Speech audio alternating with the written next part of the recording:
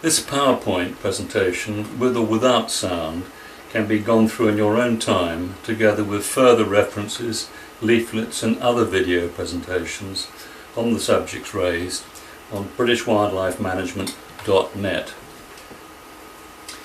The subject of the talk is Dartmoor, an area of outstanding management neglect, or should Dartmoor be a viable, productive and diverse farmed upland landscape delivering biodiversity? It's Learning from History, Part 15. These quotes are important. The first one, getting our food production sustainable, is the most urgent task for humanity. Continued commitment to the dominant economic model that has so glaringly failed the reality test is perhaps the greatest obstacle to implementing sustainable food systems. Mei Wan Ho. Sustainable development can be achieved only through the involvement of all stakeholders. This is a European Union statement from the Aarhus Convention in 1998. The problem in Britain has been that the stakeholders haven't even had a chance to discuss the issues, and they've been told exactly what to do. Third point, very important. It is proven that a well-managed grouse moor carries the highest biodiversity of plants, birds, mammals and invertebrates of any moorland. And that is a joint study by the RSPB, that's the Royal Society for the Protection of Birds, and the Game and Wildlife Conservation Trust, who was then called the Game Conservancy. And this was published in the Journal of Applied Ecology in 2001. A very clear message about well-managed grouse moors. The fourth quote is bringing it all up to date with a letter to a Telegraph on October the 27th from Simon Banfield. I am a farmer. I hope the Prime Minister and Chancellor understand how I feel when, having spent a fortune on EU environmental compliance, the decline of farmland birds is still my fault. So let's start with some national history and background. Our British uplands represent around 50% of the land area of Britain over 600 feet, and much of it used by farming peoples over a period of more than 6,000 years, when the first farmers arrived from the Near East and cleared the dry, well-drained upland soils such as Dartmoor for barley, wheat, maize and grazing animals. Side fields on the west coast of Ireland, Pembrokeshire and the lowland Jurassic geology from Dorset to the Yorkshire coast, including Avebury and Stonehenge, were settled by immigrant farmers and graziers, thereby putting in place all the components of mixed farming and civilized living. This is a wonderful image of Grimes Pound on Dartmoor, a late Bronze Age village for graziers and farmers, abandoned in 1159 BC due to the massive Hekla stratovolcanic eruption in Iceland. Tin ingots were found in a Bigbury Bay wreck dated from a ship's timber at 3000 BC. So there was a lot going on Dartmoor, right from that date of 4200 right the way through to this Grimes Pound being abandoned. Dartmoor and Bodmin Moor are particularly interesting in the historical record because they are both gold-bearing granite outcrops. Bodmin Moor was the site of a magnificent observational astronomy complex, now proven by computer analysis of the alignments marked out on the ground by 12 stone circles and over 90 ridgetop stone cairns, dated to 2500 BC, which is the same time as 100 pyramids were being built on the Giza Plateau. And the two are tied together, but you'll have to look at one of the other Learning from Histories to pick up the background of that. Gold, tin and the highest quality quartz attracted traders from the Near East from the earliest times. This is a map from The Growth of Civilization by W.J. Perry, which is a must-read for any historian. That is a photograph I took of one of the Bodmin Moor ridgetop cairns, and from this particular site you could look across the valley to this hill, top of the hill, and see another ridgetop cairn, a large one, on the centre of the skyline, as seen from the previous image. The ridgetop cairns were constructed thus You can still see the retaining ring on many of these where the stone has been taken away for building stone walls. And the very important point here is the word Cornwall means Cerno, that's the ancient name for Cornwall, Cerno, and Cerno means rock piles, the land of the cairns. And this is from The Shining Ones by Christian and Barbara Joy O'Brien. Another wonderful image of the great central reeve on Dartmoor. Massive stones, superior central administration and planning of field systems at a very early date. Seen also at side fields and in Pembrokeshire. This is a reeve below White Tor, West Dartmoor. Again, very large stones. Sections of a parallel reeve system north of Yar Tor, very clearly laid out on the ground.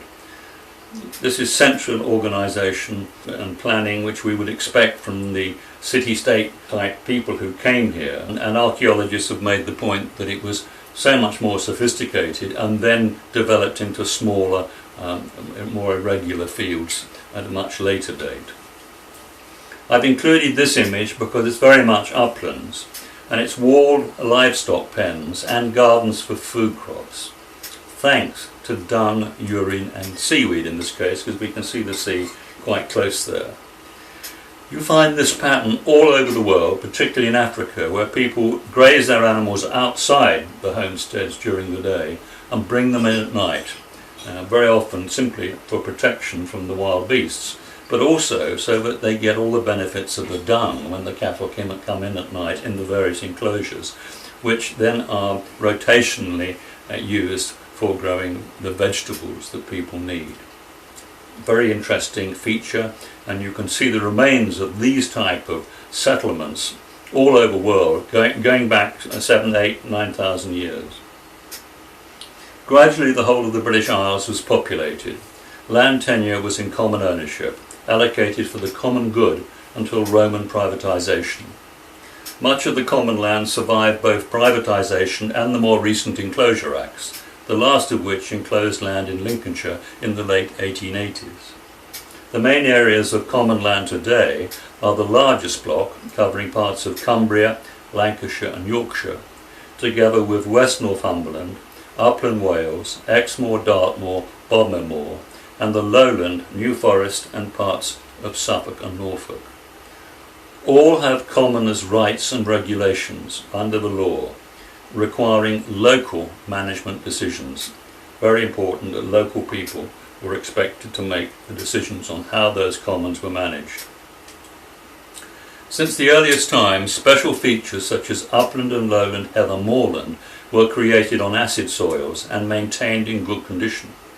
We have 80% of the world's heather moorland, rarer and as important as rainforest.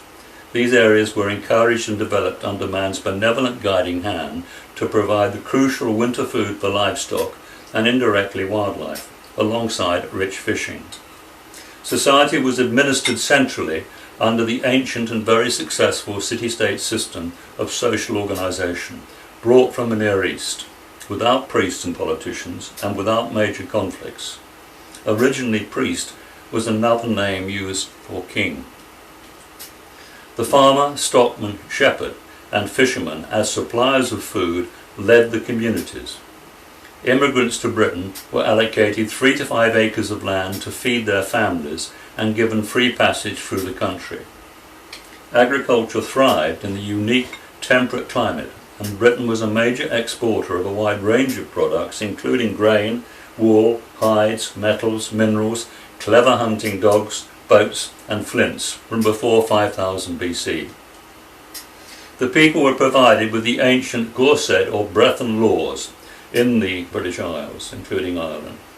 A free health service was provided and superb, again, social organisation. Their motto was the truth before the world, and they regarded men, women and visitors with equal respect.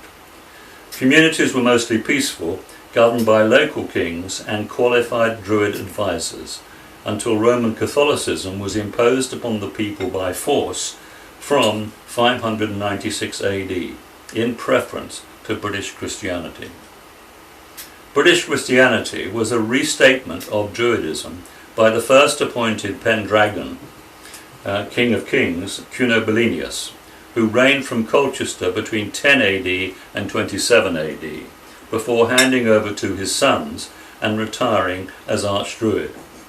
He successfully united the British Isles under Roman Emperor Augustus's Pax Romana, meaning Roman peace. Trade was the priority for all Roman citizens, provided there was the basic principle of a willing seller and a willing buyer, with a binding handshake on the deal. The intensive management so deployed encouraged a rich biological diversity of species upon which man could sustain a healthy existence and ultimately benefit in a number of subtle ways. Beautiful open landscapes, efficient and surplus grass to meat production, eventually encouraging tourists, and the provision of a wide range of recreational activities. Some 200 craft trades and guilds sustained communities which thrived and grew in number and prosperity.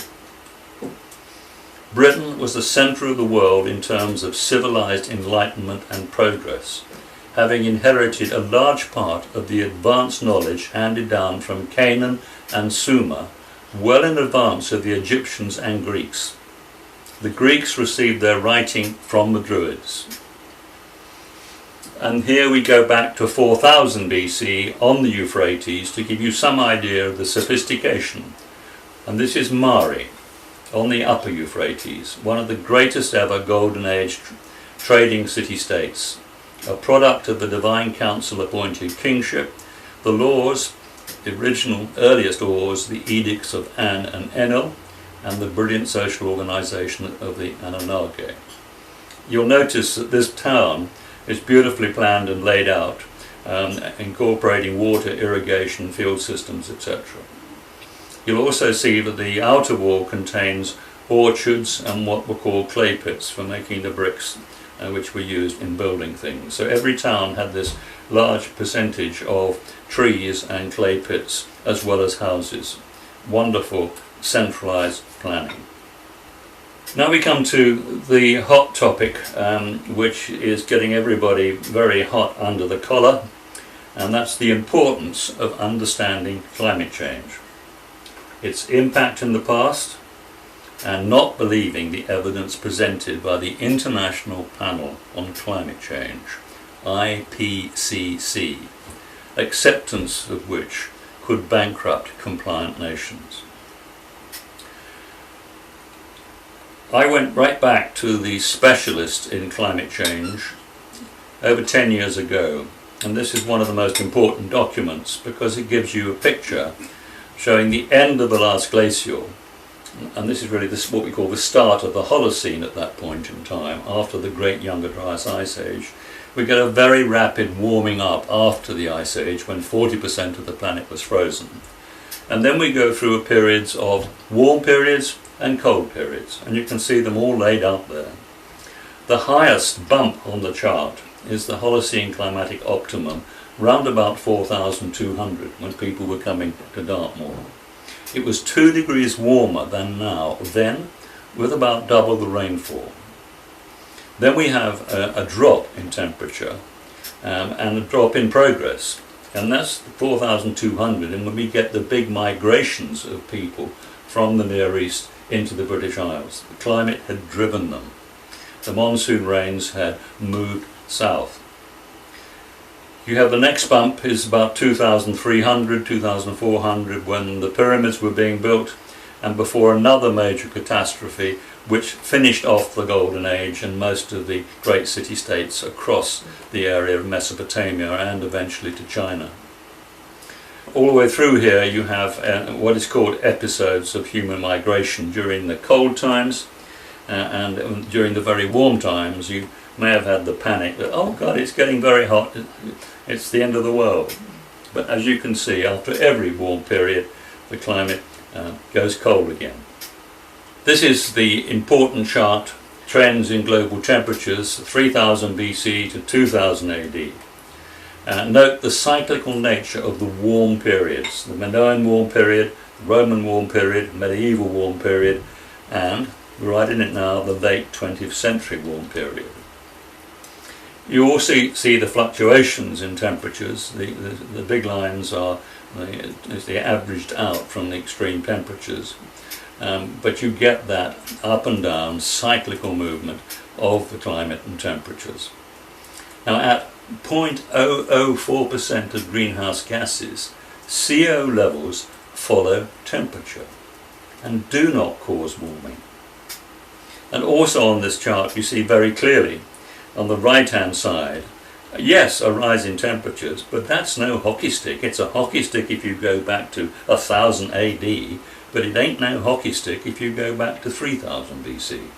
And the hockey stick was the reason for all the excitement from the IPCC, who have been backpedaling and trying to cover their tracks for the last 15 years.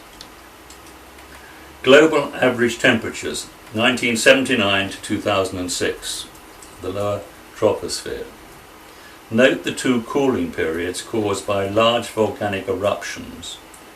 That's El Chichen and Pinatubo, and the 1998 peak in temperature. We've had 16 years of cooling following that peak in temperature in 1998. The planet is not warming, it's been cooling. Large volcanic eruptions are interesting because they put so much ash into the atmosphere that blocks out the sun, and that's why you get those sudden drops in temperature following those changes. And we also can track El Nino here, which is the movement in the hot and cold currents in the Pacific, which have a major impact on the world's temperature. Cosmic rays related to sunspot activity, 1950 to 2010. Weaker sunspots in blue equate with weaker magnetic fields, which allow an increase in cosmic radiation. More cosmic radiation creates more low-level clouds, which cool the oceans. Colder oceans cool planet Earth. And this is a comment by one of the great climatologists, Bob Carter, who I've been following, about 8 or 9 people who really knew what it was all about from the start. And this is his comment, recent comment. It's over, finished, dead, kaput. Surely no one who so much glances at the chart above can give any credence to climate alarmism ever again. And the key point there is this relationship with lower number of sunspots, lower magnetism, and cosmic ray increase. And the cosmic rays are creating the cooling of the Earth. And this is because they create low-level clouds, and the low-level clouds cool the oceans. He says here, it is the most stunning refutation of global warming hysteria that I've ever seen. I've been following the debate for years, but I've never seen the case made so graphically, in both the literal and metaphorical senses of the word. And I've just made this key point myself, trying to sum it up. Climate change is caused by the external magnetic forces as we travel through the arms of the Milky Way galaxy. It has nothing to do with totally beneficial CO2. The scientific base for this conclusive proof is set out in Learning from History Part 1 in 2007, where I featured The Chilling Stars by Henrik Svensmark and Nigel Calder. Now confirmed by CERN, that's the big research establishment in Switzerland, and the Danish Space Agency, who've carried out more research to confirm and deal with any questions or queries or criticisms that was made of their research. And this is a postscript on this particular section. It's so important that we don't go off with all the wrong ideas about what's happening to the climate. Professor Henrik Svensmark is a physicist at the Danish National Space Institute and director of the Centre for Sun Climate Research at the Danish Space Research Institute. He's been invited to speak about his research at the House of Commons on Wednesday the 3rd of December 2014, and this meeting is open to the public. I'm trying to suggest many of our politicians do go so they can stop the enormous sums of money which we're allocating because of the Climate Change Act, which will all be totally wasted and to a country that's basically already bankrupt. Now I'm getting back to the uplands. I'm going to introduce our upland grazing animals and the wildlife which lives and thrives alongside them. Back to Devon, South Devon cattle. In the summer months, herds of South Devon and North Devon cattle were driven up onto Dartmoor for the summer grazing. Wonderful image there of shorthorn cows and calves in the uplands. Dartmoor ponies below Haytor. Numbers down from 30,000 to 1,000. Processing and export of Dartmoor labelled horse meat offers their only real chance of survival and restoration of numbers. Hard fact. You've got to take it. Swaydales, one of the great upland breeds, and this is from the National Sheep Association, and they say a new report on climate change highlights the importance of upland farmers in securing future food supplies.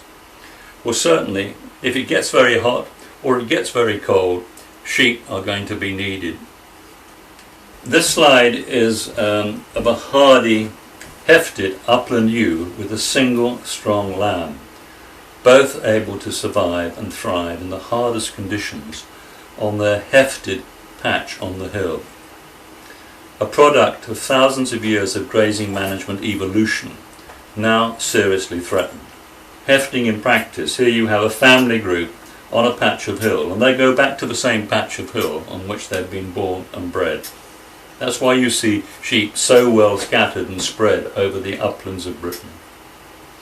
Interfering with that system has been disastrous because it's upset the hefted animals and animals that have been taken off and then moved back again.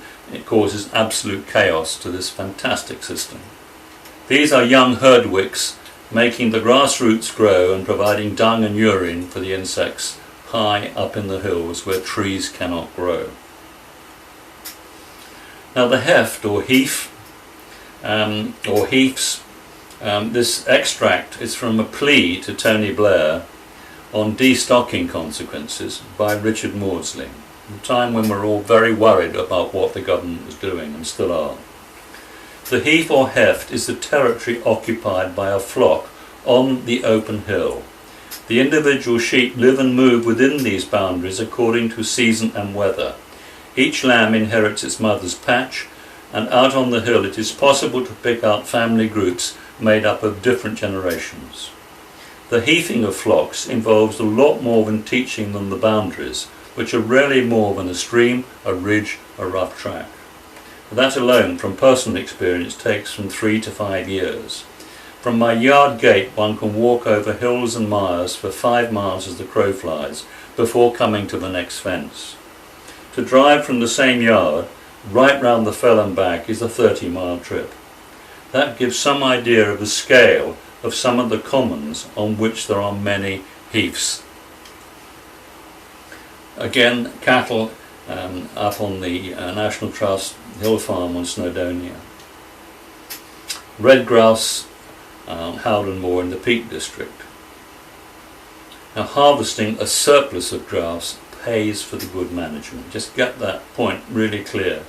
When we harvest grouse or go grouse shooting, what we're doing is we're putting money into the management of the uplands where there are heather and grouse moors. Some of the 32 red and amber list of endangered moorland birds: black grouse, lapwing, golden plover, a ring ouzel, where there is now several on Dartmoor, godwit, curlew, meadow pipit, skylark. Some more of the 32 red and amber list of endangered moorland birds. The merlin on the left. He's called the gamekeeper's sentry. The gamekeeper says they're my little sentry. They always make noises that tell the gamekeeper what's happening on the beat. Then you've got grey partridge, which are up on the moors, but they're more of a lowland species, but they thrive very well in areas like Hampshire, and they do well on the high ground, but they are literally disappearing on a downtrend, and we're trying, or country people are trying to reverse that downtrend. Twite, wheatear, stonechat, greenshank, dunlin and wimbrel. And remember, all these seabirds that live up by the seashore, they very quickly fly up to the moorlands for their holidays and for feeding at different times of the year. So it's important, very important place for seabirds. And here is the hen harrier, which I'm sure you've all heard about. You won't have heard about the endangered species. I'm telling you about the endangered species. Hen harrier takes all the publicity, unjustly in my opinion, and these are the facts.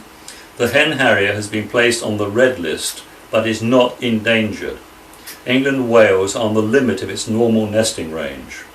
As a ground nesting raptor, its flying behaviour indicates the position of its nest to all other predators in sight.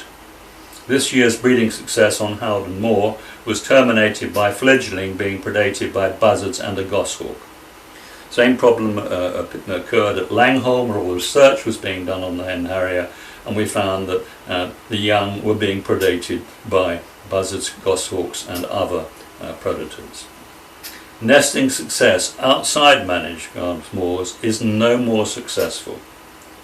Predation and human disturbance are major factors. And one of the main areas of human disturbance, when somebody hears about a hen harrier, all the twitchers rush off to look at it, and that's a sure way of stopping it from nesting successfully. And remember, 2 hen harriers will consume thousands of red and amber list species each year. Staggering amounts of endangered species being eaten by a species which is not endangered. Birds at risk, thanks to the RSPB. And I'm repeating here what I've said. This is a quote from the Moorland Association, just not me. I'm following what other people, the experts, know about this situation. 10 of the 46 bird species occurring regularly on heather moorland are on the UK's red list of species of greatest conservation concern, and 22, including the wild red grouse, is on the amber list. Now that amounts to some 32 endangered bird species. They're prey, we call them prey, and they're eaten and threatened by the abundance of raptor and other predators, which includes the hen harrier, and none of which are endangered. The RSPB is to blame for the astonishing failure to manage their own moorland, hostility to landowners, grouse shooters and gamekeepers, planting evidence, clearly demonstrating an unsatisfactory political agenda, and contempt for keeping the essential management balance between predator and prey, which is a basic wildlife management law. That is behaviour totally unworthy of a royal charity. Here is their own research. It should also be noted that since becoming protected 50 years ago, 14 of 15 species of raptors found in Britain are now stable or increasing, and are at their highest levels since proper records began. Of these, 9 species regularly hunt on grouse moors in England: merlin, kestrel, common buzzard, goshawk, sparrowhawk, hen harrier, red kite, peregrine falcon and hobby. This not only further increases the pressure on vulnerable prey species, but also creates competition for food, territories and nest sites between these protected species, and it is usually the stronger ones that win. Anyone with intelligence can see that compulsory private sector predator control, including common raptors, as a condition of receiving CAP, Common Agricultural Policy payments, is a key solution to the massive decline in so many important species. Heather moorland has to be managed. RSPB research shows that in some rare upland wading birds are up to 5 times more abundant on moorland managed for grouse than on other moorland. Far from harming wildlife, the controlled burning that is undertaken by gamekeepers on grouse moors actively helps prevent the uncontrolled wildfires that all too frequently occur elsewhere and which cause such destruction. Heather moorland is a semi-natural habitat which has been managed by people ever since clearance and grazing started thousands of years ago. It is not a natural environment. Like a rainforest which can sustain itself, heather has to be looked after. If not managed, heather grows into a dense mass of long woody stems that support very little wildlife, has no grazing or economic value, and is very hard to walk through. The economic value of moorland. Over the years, the purpose of management has evolved. The last few hundred years, it has been a mixture of sheep, hardy upland cattle, managed grass, and in some areas deer. Almost the only species of economic value that can survive all year round on the moors. Grazing and rotational burning has produced a beautiful mosaic of different ages of heather, which also provides food and shelter for a wide range of other birds and other species. International status. Because of this management, more than 60% of England's upland sites of special scientific interest are managed grass moors, and that many are also designated special protection areas for rare birds and special areas of conservation for rare vegetation under European wildlife directives, the highest possible protection. Quote there from Adrian Blackmore, who's been one of the key people in promoting the Moorland Association. Another species of the uplands is our red deer stag. On the Quantocks and Exmoor, it was possible for walkers to get close to and enjoy seeing the red deer. The current restriction of the deer hunt to 2 hounds creates real problems in moving, inspecting and dispersing the deer, as well as finding casualties, and this creates many unnecessary welfare problems, together with less incentive to keep the high numbers, tolerated in the past by the land custodians. In consequence, more deer are being indiscriminately shot and poached outside the careful selection process of the hunt harbourers. They were saved from extinction on Exmoor in 1825 by the deer hunt, when there were about 20 survivors, and numbers eventually built up on Exmoor to 3,500 and 900 on the Quantocks. Justifiably, in my opinion, the finest example of species management on the planet, now under threat from politicians who don't understand. Dartmoor can easily carry 2 large herds of well-managed deer with an amendment to the Hunting Act, removing the crazy 2-hound limit. Now back to the uplands and agriculture. The British government's target in 1962 was for the creation of the most efficient food production industry in the world. In reality, this was largely achieved without further overall loss of wildlife habitats and massive progress in the quality of wildlife and food-friendly farm technologies, together with increased productivity. This situation changed when we joined the European Union, to the detriment of farming communities. The stockman, shepherd, keeper, forester, huntsman, stalker, gilly, terrierman, earthstopper, lurcher and ferretmen, together with upland and river game management and harvesting, paid for by sportsmen, all led by enlightened land managers and custodians, created the crucial balance between predator and prey species, thereby delivering a productive paradise for all interests, including employment and tourism.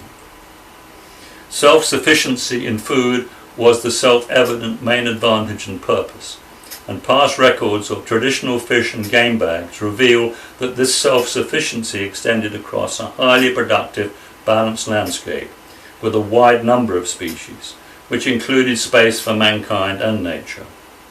Intensive best practice upland farming, therefore, went hand in hand with rich wildlife habitats, high numbers of species, and a surplus of food for export and trade. On joining the common market in 1972, British farmers were subjected to the EU Common Agricultural Policy, CAP, and other compliances and red tape, which disadvantaged profitability. EU directives were gold-plated by successive British governments, who handed powers to the EU without the consent of the British people, contrary to our written British Constitution and rule of law, 1688-9. Over that time, resulted in the wholesale transfer of sovereignty to EU institutions by means of a series of treaties. The Single European Act, 1986, the Maastricht Treaty, 1992, the Amsterdam Treaty, 1997, the Nice Treaty in 2001, culminating in the Lisbon Treaty of 2009.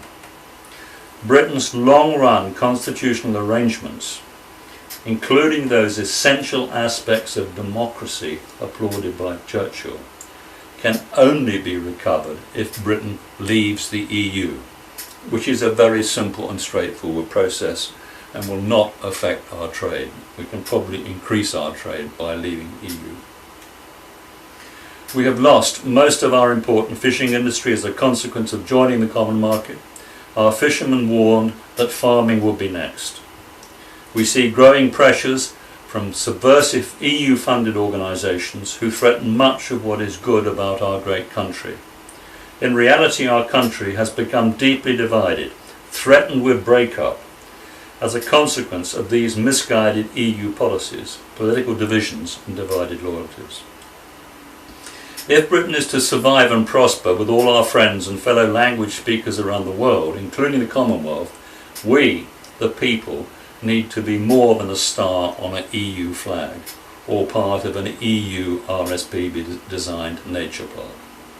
We have a wonderful history, great traditions and a superb written constitution and rule of law, all of which has been fought and died for in many wars and conflicts. Our constitution requires the balance between the separate powers of the Crown, the Lords and the Commons to be restored in order to achieve balanced and knowledgeable good governance. The EU is besieged with economic problems, largely its own creation. A disastrous, unbalanced, one-size-fits-all, inefficient bureaucracy and inevitable catastrophe. In order to be able to help the EU change direction and reform peacefully, we have to immediately cut our current ties with them, lead from the front, restore our constitution and rule of law, and put our own house in order, so they can follow using our traditional proven system of government as adopted elsewhere all around the world. The British people together have to stop the United Kingdom from breaking up, and above all keep our good name and international identity untainted by the EU's failed left-wing socialism and the ever-present ambitions of the Roman Catholic Church. Saving the uplands and the country. I've stretched the remit here, but I think you can understand what I'm trying to say. Under a good government, modern techniques and mechanisation can bring back the best of the past in our uplands, be highly productive economically and surpass all biodiversity targets.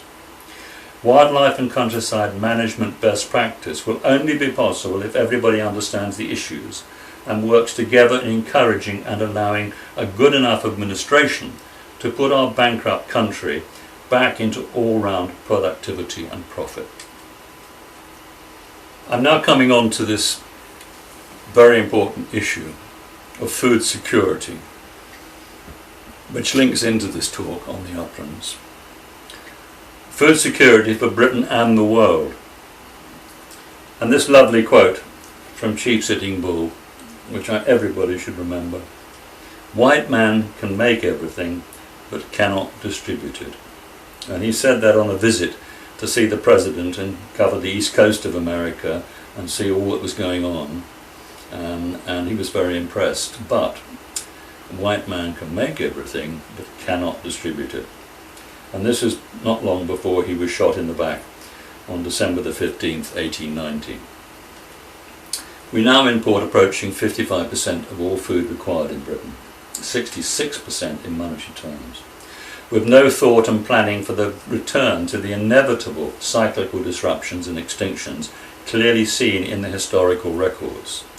Food and water security must be a great cause of concern, and urgent action is required.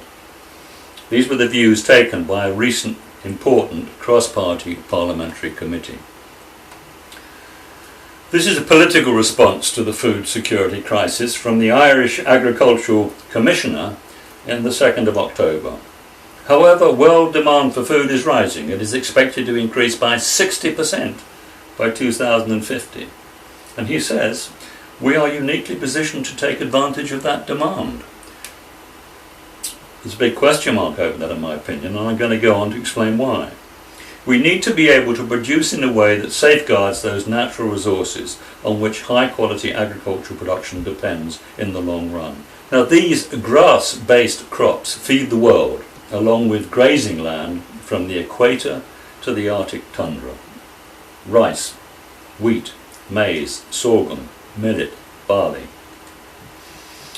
Worldwide average yields of corn, rice and wheat nearly tripled between 1950 and 2000, a period that saw global population do the same. The projected need to feed a projected world population of 9 billion in the year 2050 while maintaining present averages is shown on the right. On the right of that chart you can see corn, rice and wheat and the projected need. Massive increases. The problems we have though are that yields are now topping out and external shocks of drought and cold will lead to famine. It's inevitable. We're already seeing famine in some parts of the world already. And it's not likely to get better without a lot of luck and a lot of dramatic change in attitude.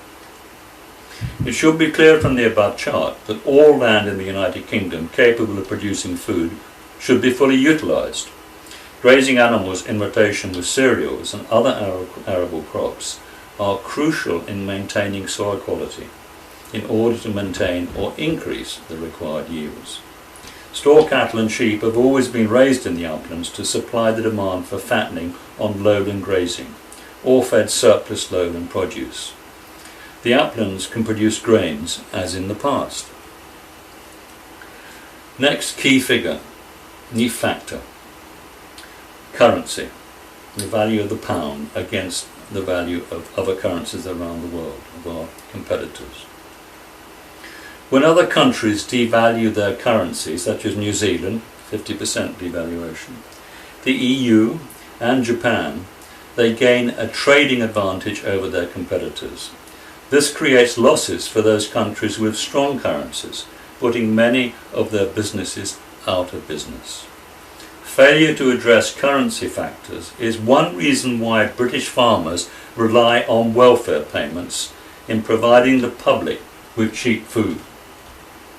World currency movements must not be allowed by the UK government to remove a level playing field for farming and industry profitability. Margaret Thatcher negotiated a rebate for the farming industry at Fontainebleau in 1983 because currency differentials between the euro and the pound seriously disadvantaged British farming profitability. An amount of some 35 billion over more than 20 years failed to reach the farming industry.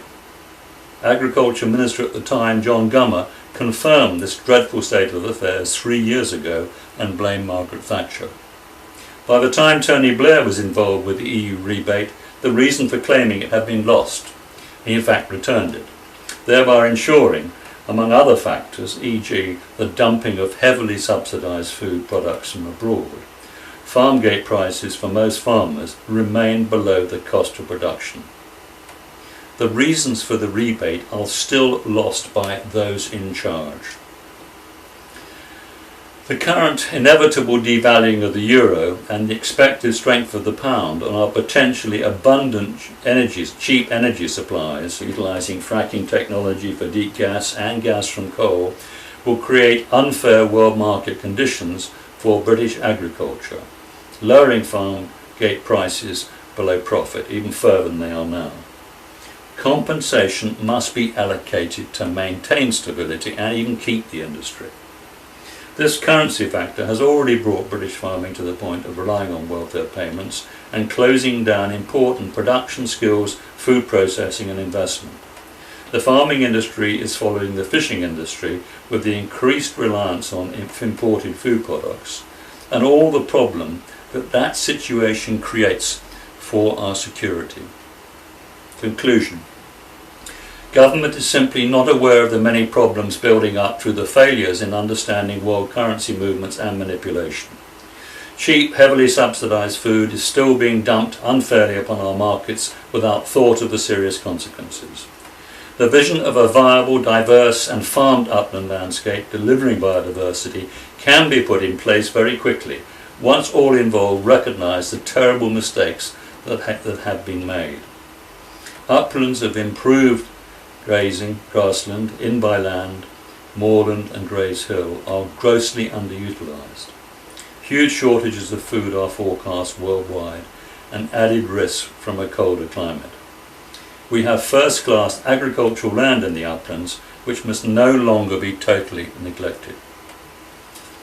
Now let's look at some of this neglect. And my key point is about Dartmoor and what I've regarded as an area of outstanding management neglect. And I'm going to go into some of these key points so people understand the detail. This is, I produced this document and sent it to Natural England. I did get a response which was, yes, we agree, but we're doing what we're told to do by DEFRA. Anyway, here we go. Natural England charge sheet from 2000 to 2013. Catastrophic decline in habitat quality since English Nature and Natural England took over, threatening farmers that subsidies would not be paid if they did not do what they were told. If farming in the uplands and lowlands of Britain were placed by good government on a level playing field with their competitors, there would be no need to put farming industry on welfare. Pillar 2, which is the greening element of CAP, is money down the drain without compulsory predator control, headage payments, disease control and prevention of human disturbance of wildlife. The uplands, devastated by Labour and the RSPB's upland clearances, requires capital investment to utilise the new proven technologies which can provide a tenfold increase in the carrying capacity for cattle, sheep and wildlife, and also boost tourism and other upland enterprises. The cost on Dartmoor since 1998 is around 126 million.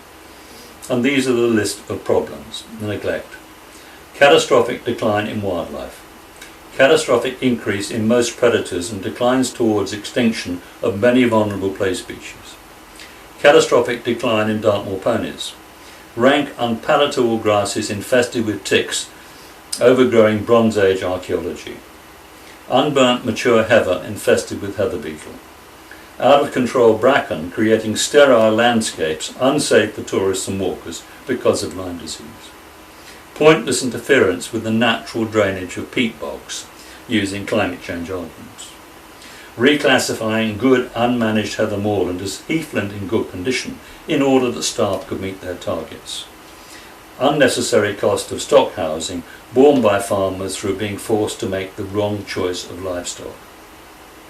Farmers, commoners and graziers with their associated skills driven off the land and put out of business by pointless red tape and ongoing reductions in livestock numbers which no other business could or would tolerate. No consideration given to the situation in 2000 when English nature regarded undergrazing to be as serious a threat as overgrazing. Lastly, catastrophic increase in at least 4 organisations and staff telling farmers, commoners and graziers what to do and almost certainly outnumbering them. Repeated all over Britain, upland farming communities have been deprived of viable business, have not been fairly compensated for loss of income, with the taxpayer paying massive unnecessary costs for no rewards. This is a very important case study. This is the RSPB upland management neglect, the Carngaffalet in mid Wales. Formerly heather moorland in good condition, a site of special scientific interest.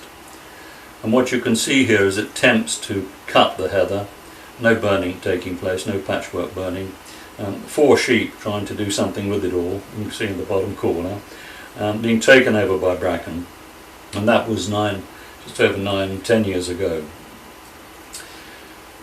The RSPB's aggressive, misleading and untruthful political lobbying against landowners and gamekeepers calls for their own moorland management to be investigated. One example is the results of their management at Carngaffalet, created by generations of grazing managers. 1.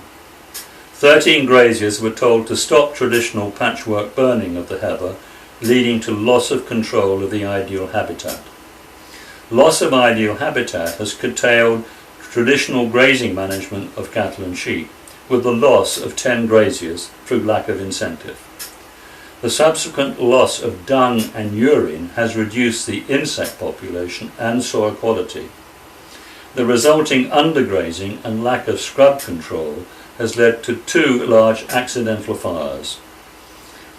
possibly started by walkers, but there are many reasons for fires in the uplands, particularly when you see how dry the tinder is on the ground from the flailed bracken, and at times of the year when wind and a spark can produce massive fires.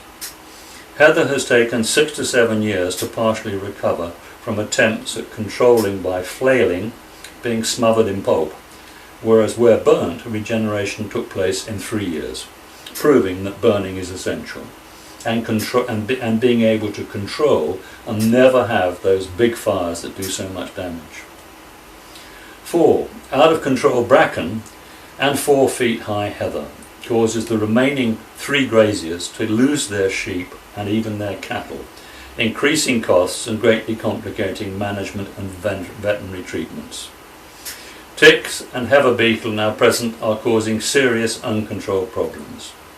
There is little effective vermin control, a 5-fold increase in the local badger population, and so much general predation that prey species numbers have collapsed. 30 to 40 grouse would have been seen regularly, now there appear to be none. Hen harriers were released into this area and have failed to survive the low food supplies, excessive predation, management neglect and human disturbance. There has been no attempt to discuss management with the graziers despite requests. That was the situation. They have been talking recently, but it's all now much too late. Over time, the lack of grazing animals, dung, urine and grassroot growth has led to soil erosion and degradation. Everybody loses, and this pattern of neglect is typical of RSPB reserves. Well-managed moorland has more than 10 times the carrying capacity of habitat for livestock, deer and a wide range of wildlife species, including the endangered black grouse, lapwing, golden plover, ring ouzel, godwit, curlew, meadow pipit, skylark, merlin and grey partridge, which all fare better on moorland with gamekeepers, absent on RSPB properties. Why? Why don't the RSPB have gamekeepers? Another picture, this is 9 years later, and you can see here the heather, just thick heather, and bracken. That's before the bracken begins to grow. That'll all be covered in bracken soon. 2 sheep trying to make something of it, one looking at the camera, and of course it's all a very serious fire hazard, and I've taken pictures of the latest big burn up on the hills on the north side of Carnarvon. The picture above was taken on June 2013 at Carnarvon, showing little change from the picture taken 9 years earlier. Bracken is well established and the summer growth is beginning to break through and will soon dominate the area, which used to be one of the best quality areas for heather moorland in mid-Wales, fully productive for wildlife, including grouse, and the provision of valuable quality winter food for sheep and cattle. Good stands of heather can take up to 40% loss from winter grazing. I have asked that the Natural Resources Wales enforce the legal requirement for this site to be returned to good SSI condition. The RSPB's failed wilding experiments have at least shown the way forward in bringing back livestock and traditional management skills, which can now be applied using the new burning and reseeding technologies developed on Howden Moor by Jeff Eyre, which feature towards the end of this presentation. Who is to blame? Current catastrophic wilding, destocking policies instigated on the advice of the RSPB by the Labour government's Elliot Morley and Barbara Young in 2000, assisted by the EU, have produced a tick, heather beetle, bracken, rushes, gorse and wheatgrass infested wasteland, where the remaining predators are emptying the larder of prey species, in particular ground nesting birds, invertebrates, reptiles and young fish. The well-established guidelines used in assessing condition of sites of special scientific interest were cast aside in 2000, infringing the legal and tenant rights of the upland farmers, graziers and commoners. The dire consequences and damage of undergrazing was ignored, with sheep described as woolly maggots and threats to remove farming subsidies. Clearly misconduct in public office. Further evidence. As a result of the government's continued upland clearances based on the big lie in 2000 that overgrazing was an issue and undergrazing was not, we now have in Britain more acres of useless bracken, nardus and millennia wheatgrasses than wheat and barley. Research analysis by Professor Pakeman from the John Hutton Institute demonstrated at the National Centre for the Uplands conference in May in 2014 that there never was any credible evidence to justify removing cattle and sheep from the uplands, some 50% of the land area of Britain. International specialist Alan Savory of the Savory Institute and the Africa Centre for Holistic Management sets out his case for grazing animals saving the planet, overturning any case for livestock removal. And on the videos, and they can be linked to by going to the BritishWildlifeManagement.net website. In addition, there is a marvellous video by Ola Williams on the State of Nature report, the catastrophic decline of wildlife and birds in Wales, and who he thinks is to blame. Also, Robin Page and Christopher Booker in The Telegraph have dealt with these issues, and it's up to people to follow up and look at all the people now queuing up to call for change on these issues. And of course, the people who have to take the final responsibility are the Department of the Environment and Rural Affairs. The extraordinary thing was I provided a submission to the Law Commission on all the wildlife management issues, and the Law Commission was instructed to remove the word management from their first publicised brief by the Department of the Environment and Rural Affairs, and to exclude any mention of hunting, either legal or illegal. And this is the brief, the original brief, which I did loads and loads months of work on, because I thought it was about wildlife management. Our overarching aim is to make the law work better for all concerned with wildlife.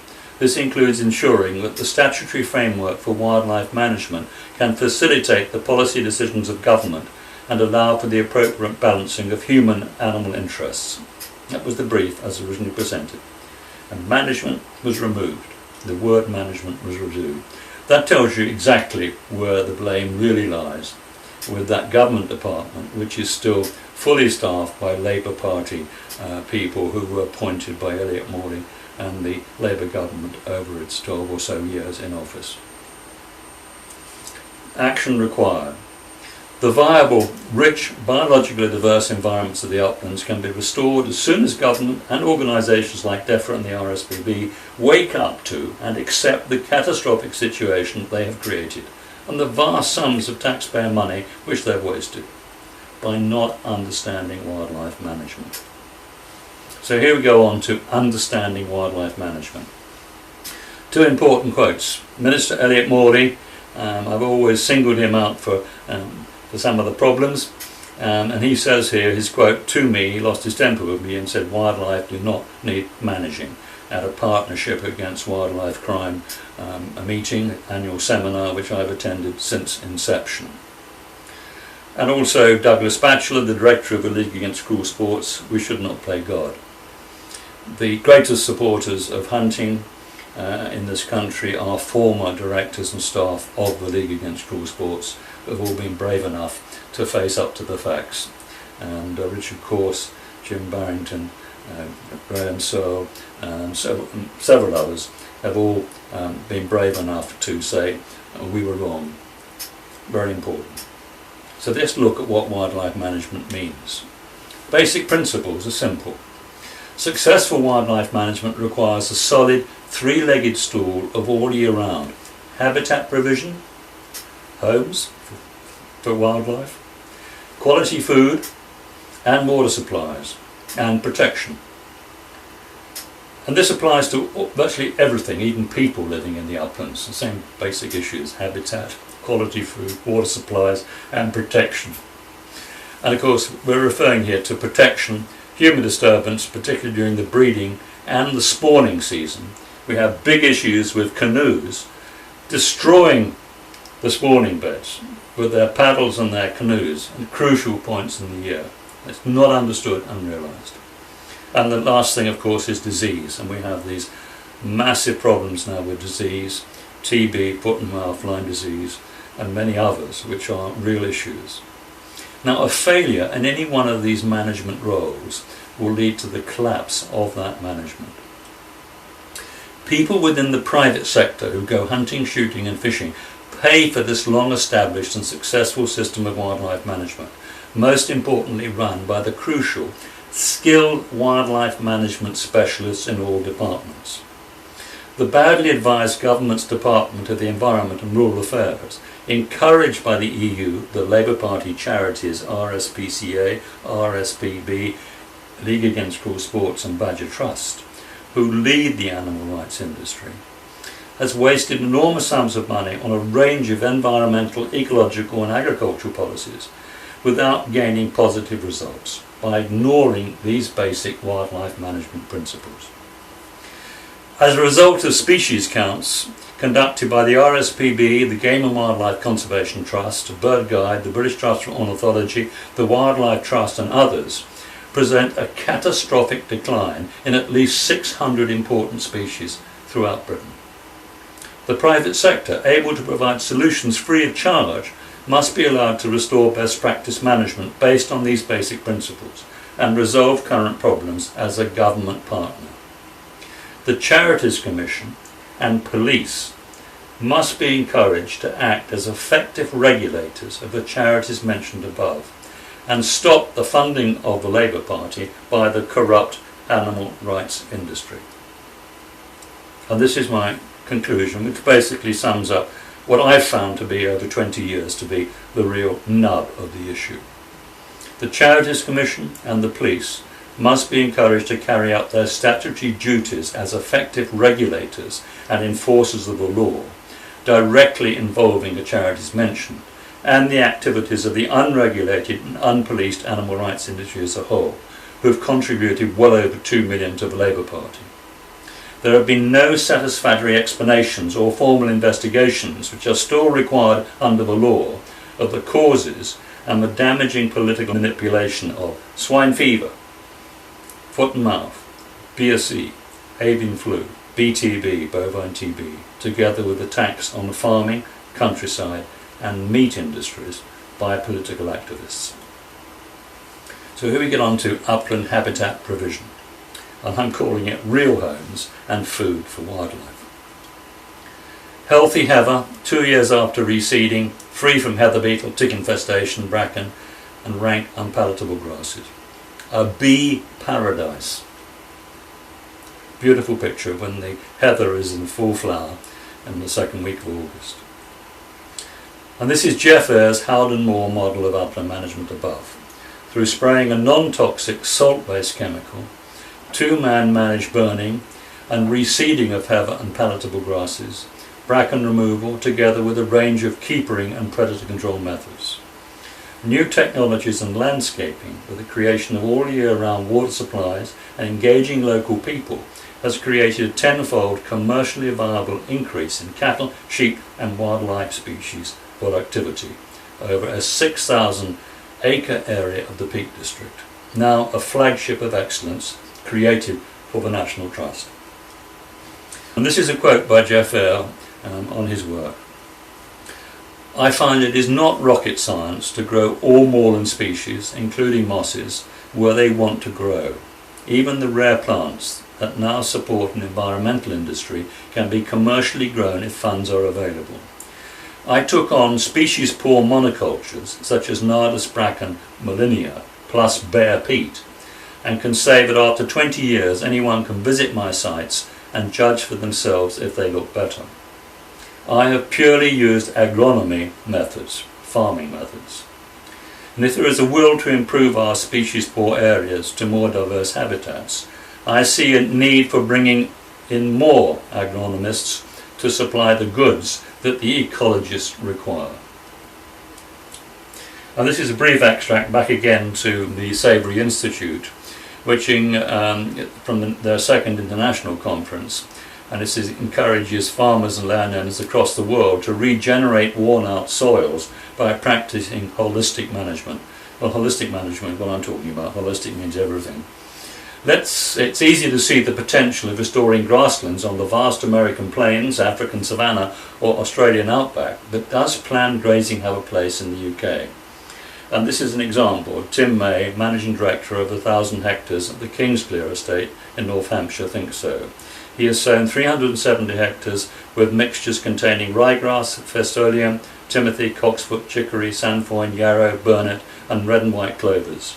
These will be done for 4 years before the fields go back into rape barley undersown with grass rotation. He told the conference he is turning to herbal lays and livestock, sheep now, cows later, to improve the depth and nutrient content of the soils. Where we have over-farmed the soils, we now have got to put nutrients and goodness back into those soils.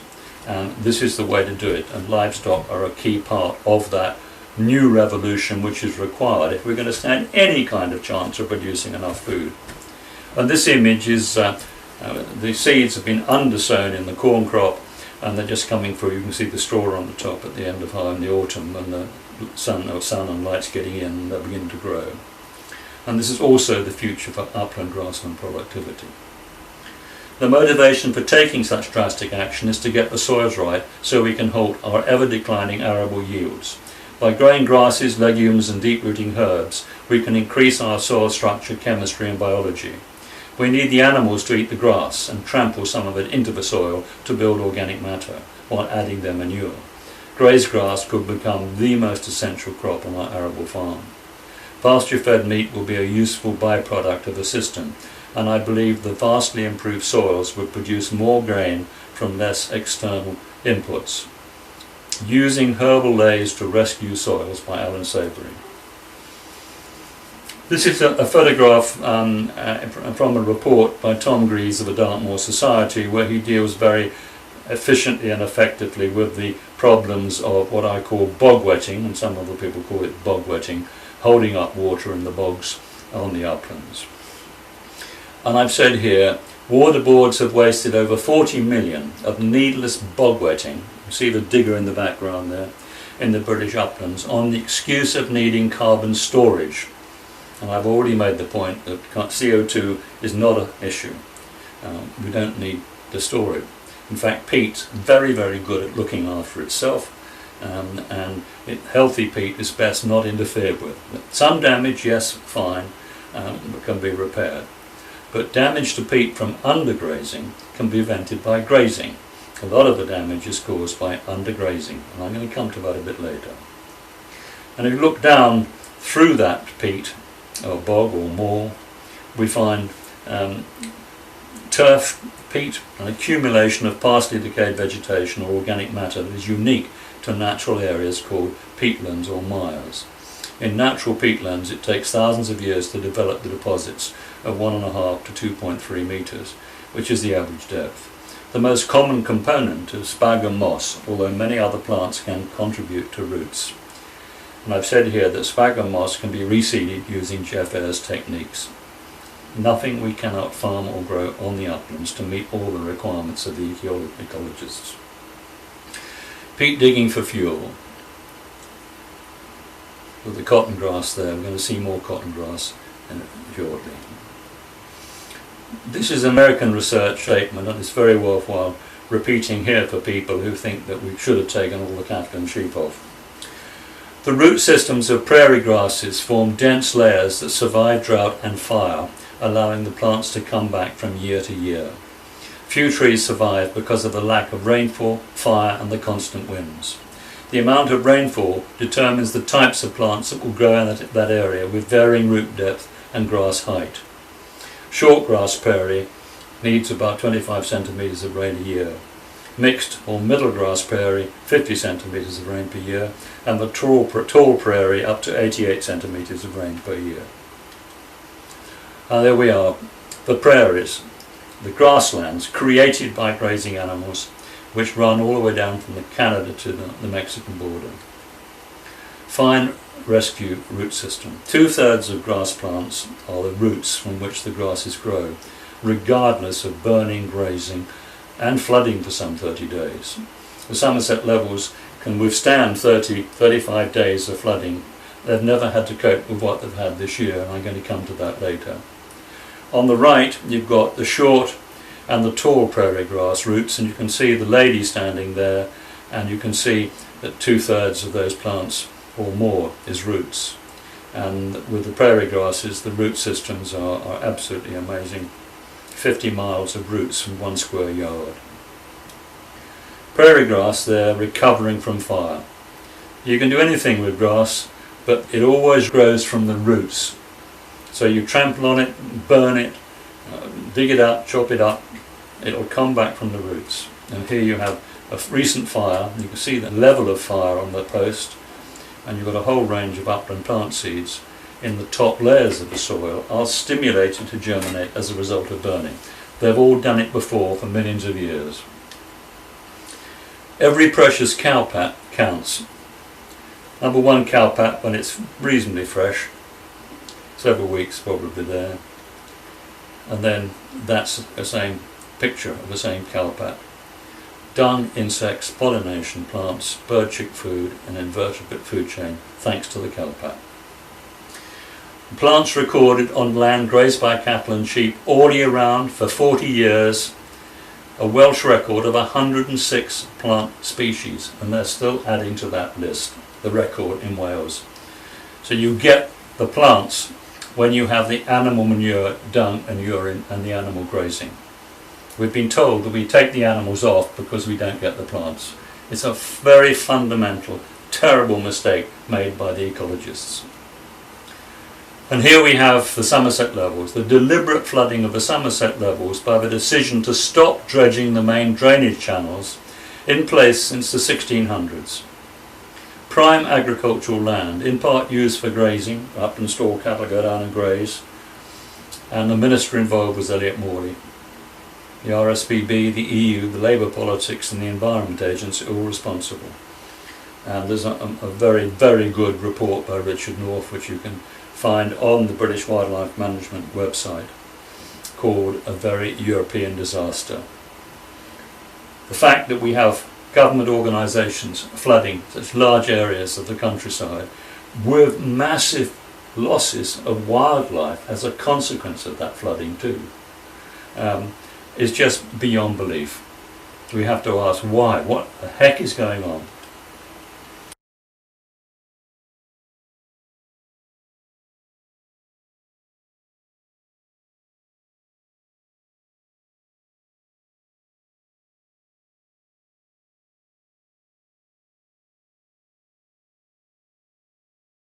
Now, seeds are the key for all habitat needs, and this is a more harvesting technology developed by Jeff Eyre, William Eyre and Sons, and this is just giving you a real look at the future before I deal with the basic principles of problems and what we need to start with. Heather seed harvesting. It's a track vehicle, cut a bar, blowing the seeds through that cyclone. Cotton grass seed harvesting. One of the wonders of what we can now do with mechanisation. Here, sheep sorrel harvesting, and there's the sheep sorrel plant on the right, and when it's mature you can harvest it for the seed. The champia grown after bracken, and the picture of the plant. With the seeds, anything can be done anywhere. This is interesting. I asked Jeff what this machine was, and he explained that he was mowing and collecting seeds with an early seed harvester adaptation based on a garden lawnmower and changing rotors to brushes and adding dual wheels. And the air sock allowed vacuum to suck up the various seeds from the mower. And here you have a four-wheel drive JCB type truck where you can either spray or seed, and lovely views of the Peak District. This is the new Toad seed spreader, so even the smallest farm or smallest operation can be involved in this marvellous work on the uplands. They're just the different types of plants that can be seeded, various growing varieties. Next key point, we've been spending a lot of time looking at habitat, how we improve habitat for wildlife and food for animals. Now, the quality of food is very important, and the comparative welfare is dependent mainly on the quality of that food. And that's the difference between profit and loss. The commoners are always allowed to make profit by what went into the mouths of their animals. And this slide shows the worst of shorthorns and best of shorthorns at 28 months. There is an idea that conservation grazing, you just turn animals out and that's it. It's nonsense. Animals have to be well fed for the whole thing to be viable and sensible, and they've got to be looked after.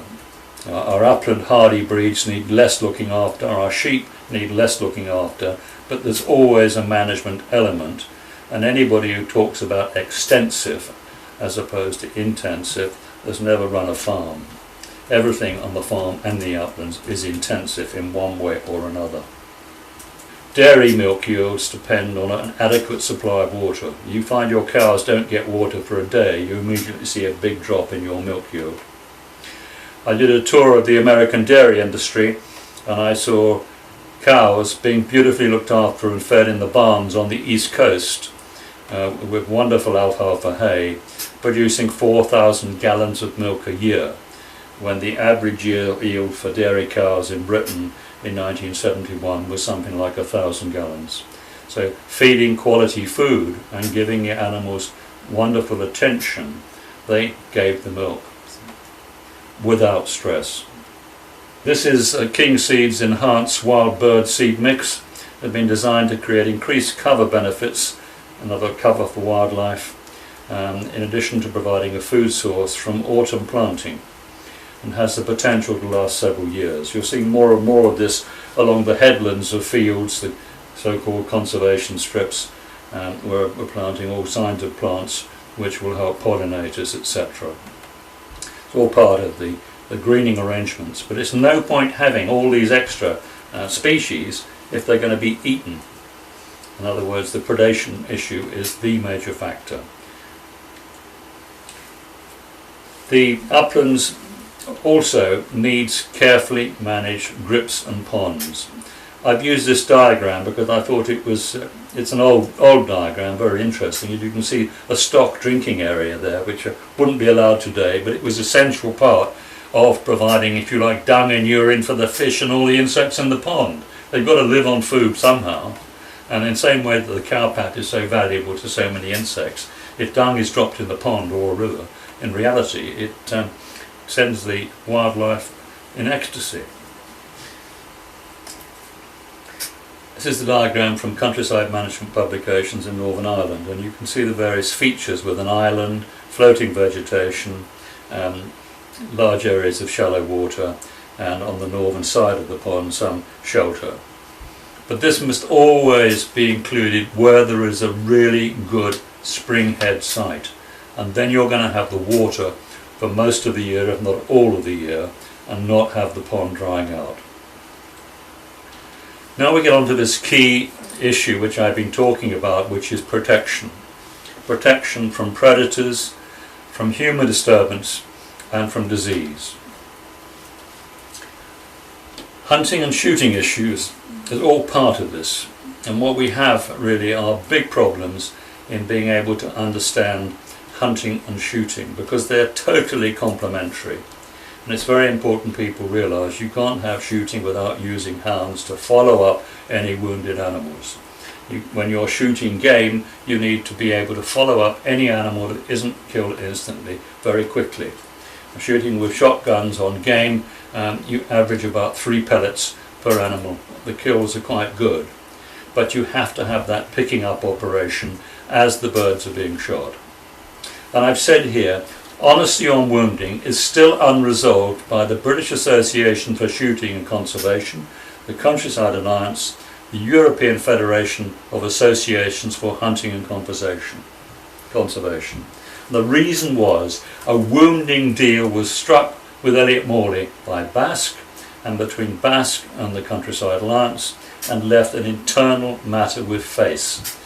And they decided not to raise the issue of wounding in any argument for hunting or against shooting. How on earth can you get the right legislation and provide the right evidence if people make those kind of crazy deals? Now, these are the primary factors in dealing with dispatching animals. Primary factors in establishing humaneness, minimising cruelty, eliminating unnecessary suffering, and removing sick, diseased, injured and wounded, namely deer, fox, hare, mink, squirrel, badger, rabbit, and many others abroad. We need the ability to move and disperse, inspect and locate specific individuals or species. A careful selection of an individual within the target species before culling. Survival of the fittest on being tested by scent hounds or specifically brought to bay. Selective as opposed to non-selective or indiscriminate killing is a moral principle reinforced under international law. Culling has a clear definition. We want to be able to ensure that we have instantaneous death or the best prospect of an instantaneous death, achieve no or low wounding rates, and the provision of a clean, quality carcass, bled out as soon as methods allow. The ability to quickly follow up wounded or casualty animals for humane dispatch. Rapid availability of an efficient professional casualty service for key species, dealing with road traffic accidents promptly, and allowing veterinary inspection. 70,000 road traffic accidents involving deer, 20,000 deer going off injured or wounded and not being followed up properly. Management of species by rural communities to ensure the survival of well-dispersed, healthy animals in balance with other species. The need for full health inspections are a growing requirement, together with protection from human disturbance and to lower the risk of disease when and where appropriate. And the last point of these 10 points is maximisation of the economic benefits of the species management activities. The 3 deer hunts in the West Country put £10 million each year into the rural economy. Think about 300 hunts right the way through the country. It's a massive contribution to the rural economy, and they should be allowed to do their wildlife management jobs and tasks far more efficiently than they're allowed to do it now. Particular note, under the Deer Initiative Code of Practice, and Elliot Morley was a driver in saving the Deer Initiative, and it was his little baby in terms of getting something going on the deer problems.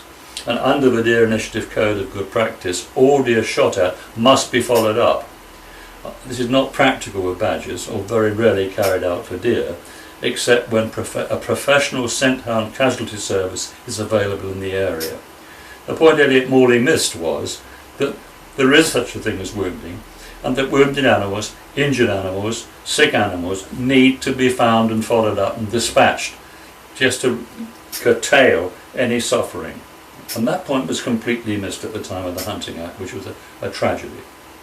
So these 10 factors above are key features of hunting methods, nearly always absent in the stalking or shooting of the above species.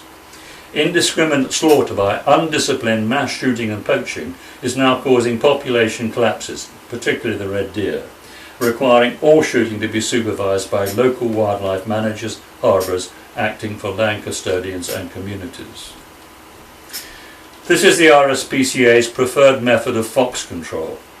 This vixen, nursing vixen of cubs, found in Hertfordshire by a hunt, has taken a wounding rifle shot in a central memory glands, you can see in the middle there, and she's died of the wounds. Independent research has shown unacceptable levels of wounding with both rifles and shotguns, and clear evidence that the largest percentage of fox shooting outside specialist gun packs is conducted without an effective means of following up a wounded animal. Cambridge University research shows that most foxes are shot in February and March when vixens are pregnant and nursing. As a result, fox cubs are left to starve to death. That was of concern to the Scottish Society, the Prevention of Cruelty to Animals in Scotland, who I met with and agreed that they would extend terrier work to deal with the starving fox cub problem, but not the RSPCA, who lied to the Burns inquiry on the wounding issue. And Elliot Morley claimed there was no such issue as a wounding issue or wounding problem. Another quote, and I must give you these quotes because we have to get to the bottom of our current problems. Because hunters are such a small and reviled number, it is their tactic to try and link the sports of shooting and fishing with theirs and scare participants in these pastimes into thinking that Labour will ban hunting, shooting and fishing. This is completely untrue. It is not and never has been our intention to prohibit responsible shooting and angling. Elliot Morley, Labour Animal Welfare Brief, 1994. I was advising a Labour Party at that time and was passed that brief. Labour believes in working with interested organisations such as the British Association for Shooting and Conservation and the Game Conservancy in developing best codes of practice for game management, shooting and conservation. What you can see here is a classic Stalinist divide and rule, setting hunting against shooting. And Elliot Morley was a past master at these Stalinist tactics. Now this problem is all resolved, it's all history with the welfare equations. And this is, for example, the red deer welfare equation, comparing suffering between hunting and stalking methods.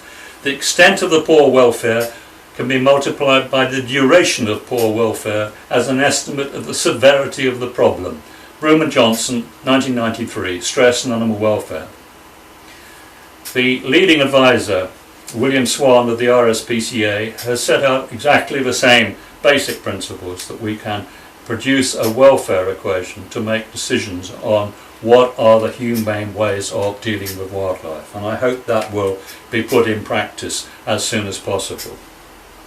In terms of deer hunting, the summary here, simple solution. Hunting is more humane than stalking by a factor of at least 10 on culling comparisons, before the figures are weighted for the duration of all suffering curtailed by hunting methods, such as the casualty services, the communal control of the management activities through the deer management group support and cooperation, and the following important factors are not included above: degree of suffering, ethics of instantaneous death, importance of selectivity, realistic average wounding rates, ethics of sporting chance and clean carcass, length and time all body shot deer take to die, and of the welfare cost of stalking as a proven noxious stimulant on deer welfare. It's research by Batchelor in 1993. And that figure of hunting being more humane than stalking of 10 is based on a 5% walking wounded rate. In reality, the average wounded rate is 15. Rifle wounding, left. A bullet is entered behind the ear and exited through the mouth. The stag was alive for several days, found and dispatched by the Devon and Somerset staghounds. Right. A hind found lying out of the wind by a hedge near Molland in Devon, February 2001 in freezing weather. A soft-nosed rifle bullet passed through the right nostril, smashing the roof of the mouth and both top and bottom jaws. Alive for at least 3 days. And I've said walking wounded rates for deer and badgers are now confirmed to be 15%.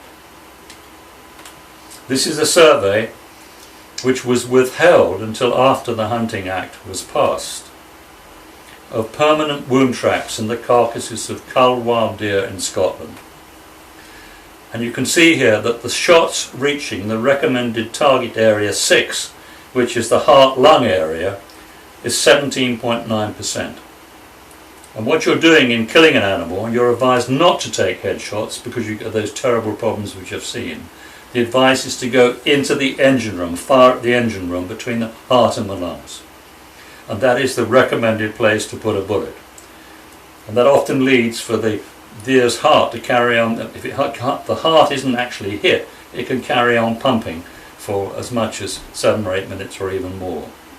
And what actually happens to the animal if you're firing between the lungs and the heart, the animal is choking on its own blood. That's how it actually dies. So we really have quite difficult problems in making sure we get an instantaneous death. And obviously the most effective instantaneous death is by using a close range headshot, as you would do if you were, RSPCA would do to an animal. And this is the only way that we really get a good instantaneous death. Or better still, cut the jugular vein so that the animal bleeds out and you have valuable meat, which is the traditional way and much the kindest way if you are able to avoid all the stress hormones generated by things like stunning. Predator-prey imbalances. Very interesting list of numbers here. Magpie up 97%, carrion crow up 89%, jackdaw up 107%, songbirds, corn bunting down 90%, yellow wagtail down 72%, skylark down 58%, yellowhammer down 55%, linnet down 55%. That's the figures over one generation from songbird survival, and the Patrick Foundation are on the right, more difficult, but these are estimates and realistic. Badgers up by at least 150%, in some areas 20 times as many badgers. Foxes up 40%. Common raptors up 100%, that's a very low figure. Squirrels up 100%. Seagulls up 140%. Big problem now, seagulls everywhere. Mink still up, not being properly controlled. Otters up 100%, causing major problems in our fisheries because they've been so successful. Pine marten being released in the Eland Valley. That's a real problem, and I'm going to come to that in a minute. Fish down 100%. I tell the story of two Belgians who heard that fishing on the Wye was the best in the world, so they booked in a hotel last year to go fishing on the Wye, spent a week, and they didn't catch any fish, but they saw lots of otters. That's the state of one of the greatest areas for fishing that this country's ever had and the world's ever had, apart from Scotland. That's one of the things we do really well, or did do in the past. They've now been ruined. River life is down 100%. On some of the tributaries of the Wye, the first time in living memory we have no young fish last autumn. Snakes and lizards down, frogs and toads down, insects down, bees down, bats down. We don't know enough, but we do know that those figures that we're looking at here are totally realistic, and there's only one answer, and that is wildlife management and predator control, and getting a balance between predator and prey. Lapwing is the most endangered bird in the country. Lapwing predation is as high as an unsustainable 84% on the research carried out by the Game and Wildlife Conservation Trust in the Tess Valley. A new organisation against the RSPB, You Forgot the Birds campaign, reported that lapwings breed very away merrily, but not at the RSPB sanctuary in Kent, where only 8 chicks successfully fledged. As I say, without compulsory predator control, lapwings and many other endangered species will soon disappear. Now look at that. We all want to put up bird boxes and think we've done a wonderful job and go away. Some 60 bird boxes on the Eland Valley estate in mid-Wales have received attention from uncontrolled squirrels and maybe newly introduced pine marten, who find easily obtained meal at these locations. They know when the birds are going in, there's a food source there, so they just open up the box and go in. Although pine martens much prefer lamb, so they're the great lamb killers, and of course not popular if you want to have sheep as well. Other serious problems to be resolved. Ticks. Ticks are ectoparasites living by hematophagy on the blood of mammals, birds and sometimes reptiles and amphibians. If you've got blood, the ticks will get you. Tick-borne illnesses are caused by infection with a variety of pathogens. In other words, within the blood they can harbour more than one disease-causing agent. Patients can be infected with more than one pathogen at the same time, compounding the difficulty in diagnosis and treatment. The major tick-borne diseases include Lyme disease, Rocky Mountain spotted fever, relapsing fever, tularemia, tick-borne, I can't pronounce it, but it's a very long and it sounds horrible, Colorado tick fever, Crimean Congo hemorrhagic fever, Basilosis and cytoxinosis. Wow. Now the point I'm making here is that with a possible explanation of widespread DDT use in Soviet Union, attempts to limit the population or distribution of disease-causing ticks have been very unsuccessful. This is a major problem. Both sides of this stoat's head were covered in ticks. Both sides of the head. You can see where it's been through the undergrowth and picking up the ticks. As a warm-blooded animal, that's what the ticks do, climb aboard. This is the pattern for all warm-blooded animals, including humans, where ticks are now commonplace. So any ground nesting bird, their chicks, any animal living in the grass, moving in the grass where the ticks are, is going to pick this up. A lot of people take their dogs out for a 1 hour walk and come back with 30 or 40 ticks. Even 2 or 3 ticks is bad enough. And this is the seriousness of this particular problem and the effect it has, the unseen effect it has on so many of our wildlife species. Bracken and unpalatable wheatgrasses are host to ticks, which spread Lyme disease and looping ill to humans, together with seriously infesting and killing wildlife populations and lambs. I've seen lambs killed by ticks and tick infestations. In 1971, there were no ticks reported on Exmoor, and now they are being found in areas of Britain where they've never been seen before, such as Snowdon. On a guided tour of southeast Dartmoor in July, the guide reported that he personally knew 7 people who contracted Lyme disease. 2 weeks later, I met a man whose dog had contracted Lyme disease. When sheep were treated each year in September with the dieldrin insecticide-based sheep dip, the tick population was contained and managed. Great care was required to ensure that the dipped sheep stood on a concrete apron to allow surplus liquid to drain from their short fleeces back into the tank. Now this is several weeks after they've been shorn, and there are short fleeces there for the dieldrin insecticide to come onto the animal. And of course the liquid goes back into the tank and you don't waste it. This method not only dealt with the autumn peak in ticks, but allowed residual insecticide to stay in the wool, giving protection from the spring flush. In Scotland, where 50% of the sheep have been removed, land custodians now pay farmers to bring sheep onto their land so a degree of tick control can be put in place. However, dieldrin was banned by the Labour government without a suitable substitute being made available. Out of control ticks now represent a more serious problem than bovine TB, which in fact can be easily resolved. Large swathes of the uplands now infested with ticks are in consequence no-go areas for people because of the risk of tick infestations. The replacement treatment for ticks is spraying every 6 weeks, which makes an enormous expense for the farmers, and it isn't really effective. So this tick insecticide issue has got to be dealt with very urgently. Heather beetle. There's the adult heather beetle, and you can see the size on the hand of the man who's in charge of the Heather Trust, Simon Thorpe.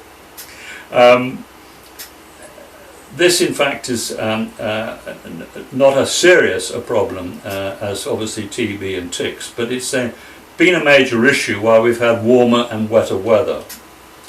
Recent mild, wet winters and wet summers have produced severe heather beetle problems, and the damage that this causes to heather is a periodic worry to landowners and conservation organisations. This dark brown beetle hibernates throughout the winter below the surface on the moors and emerges in spring as temperatures rises. It feeds lightly on heather, mates, lays eggs on the damp area of ground, particularly sphagnum moss, and then dies. By late May, the eggs hatch into grubs, which are greenish, yellow with black spots and 12 millimetres long. They invade the heather plants, eating young shoots and damaging stems, with the result that the heather turns a foxy red colour by July, before dying and going completely grey by the following spring. Seedlings and old heather are especially vulnerable to attack, leaving only young, vigorous growing heather capable of surviving. Because of this, the most carefully managed moors with appropriate grazing and burning patterns will suffer the least damage. And back again to the importance of burning being a big help in reducing heather beetle problems. By early August, the grubs start to drop off the heather and bury into the litter to pupate into the adult beetle. This is heather under attack from heather beetle. As I say, the mild and wet weather around 2000 in particular led to serious heather beetle damage, which left dead plants and red colour in others. You can see those whitish colours there, they're completely dead. Now unfortunately, this was wrongly blamed by the ecologists on overgrazing. And I heard constantly, oh, heather's been overgrazed, that's why it's looking like that. And it was another excuse to remove livestock from the hills, which was totally falsely based. Conclusion, and I'm using a Moorland Association quote again. They are the source of the best information on the management of heather moorland. They're the experts. Too much heather has been lost. The Moorland Association seeks to reverse that. Our members have already recovered over 160,000 acres that had become degraded, and much more is in hand. With the right policies, this could be restored to the 1.2 million acres of heather moorland that existed before 1939. This in turn would extend much further the massive environmental and biodiversity benefits that heather moorland management provides, to the advantage of everyone. Bracken. This is part of the 16,000 acre Abergwysin estate as it was 4 or 5 weeks ago. All that remains of the heather is just in front of us on the left. There's still some purple flower left, and there's some heather over on the right hand side. When I first went onto this moor, it was wonderful heather moorland as far as the eye could see, perfect for a triple S eyesight. Now you have massive areas of bracken, and you can see here where the mowing machine has been out cutting it down. Some of that bracken is as high as 9 feet tall. I think the record's about 10 or 11 feet. And of course it's very good agricultural land, effectively. That's why it grows such good heather. And this is a tragedy, and I have a little to say about this on the next slide. In 1997, this area of the National Trust's 16,000 acre Abergwysin estate in mid Wales was well stocked and managed, producing quality heather as far as the eye could see. There was a small patch of remaining heather in the foreground left, and large stands of high bracken in the background, which are being cut down by machine. Sir Angus Stirling, famous leader of the National Trust, who upheld and praised the managers of this site of special scientific interest, would the current management neglect. Statutory powers exist requiring this land to be returned to its original SSI condition. I did raise this problem of bracken at the National Trust AGM, and it's there on the British Wildlife Management to see the questions raised and the answers given, and I'm sure that the National Trust will do all they can from now onwards to try and resolve this particular problem. One of the many catastrophic consequences of neglect and removal of grazing animals has been the spread of uncontrolled bracken, aided by warmer and wetter conditions over recent years. Still spreading, this now covers an area of at least 1.5 million hectares, twice the area of Lincolnshire, and approaching the national wheat crop of around 2 million hectares. Bracken is the 6th most common plant occurring throughout Britain. It's not only notoriously difficult to get rid of, but is dangerous both to animals and human beings, for it contains chemic acid, quercetin and tatafloxide emulsion, all of which are cancer-producing agents or poisons. Currently there are major concerns that these chemicals and other toxins spread from the bracken's leaves and extensive rhizome network below the surface are not only killing off plants which try to compete, but also allowing the same water-soluble chemicals and toxins to leach into the upland ground water supplies, which represent 70% of our drinking water. Infestations of useless bracken across the UK contaminate our rivers and water supplies. This plant is deciduous and not a plus carbon fixer for the believers in saving carbon. The roots do not store water in winter. These are the photographs taken by Pauline Greenwood, bracken impeding walkers at Barrowtor, Dartmoor. 5 feet high bracken surrounding the restored heather moorland in full purple flower centre right of this picture on the National Trust Howden Moor, managed by Jeff Eyre, taken in August when the bracken is reaching full height. This is now a common view across most of our potentially productive uplands approaching 2 million acres. Water supplies. This has to be mentioned. I heard the Environment Agency saying 5 or 6 years ago that of all the countries in Europe we had the worst situation regarding maintaining water supplies to the public because of lack of infrastructure over the past 50 years. Here we have the fact that 70% of the UK's drinking water comes from the uplands. Fresh and clean water will come under even greater pressure as our population continues to rise to a projected 70 million. Heather moorland areas with their low external inputs provide vast, clean, undeveloped catchments. Management of heather moorland has provided clean water in the face of years of industrial pollution.